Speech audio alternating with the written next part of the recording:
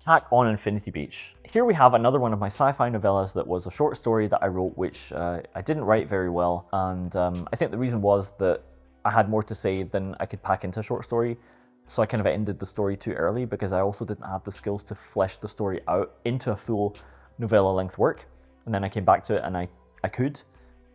Then I sent it again to like the 3-4 sci-fi novella publishers I could find, and then one of them said very nice things, but nobody ended up publishing it. So exactly the same thing that happened with this book, really. One guy said, wow, great job not doing it. And then I ran out of publishers for it, and I thought I will just self-publish it because I want it out in the world and I want to move on. But let me tell you what it's about, this one. Amantha, a working class woman from a lawless district known as Jackknife, escapes a life of grinding poverty by bagging Carlo, a middle-class manager for a defense contractor.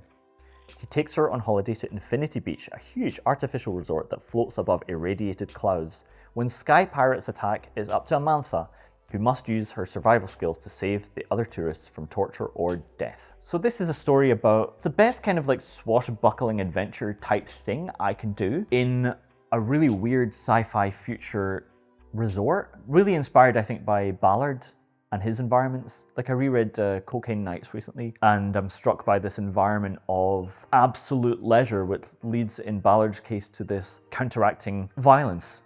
Something needs to counteract that much leisure and lassitude in a specific environment is Ballard's message.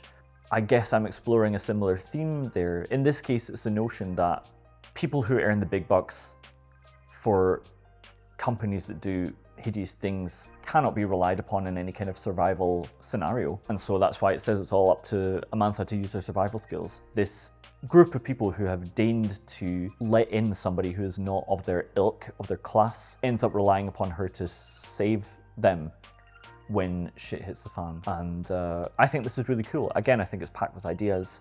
I think it's like a fast-paced read that you can probably read in one sitting. I really believe in it. I really like the cover that I did for it, and I hope that you will check it out.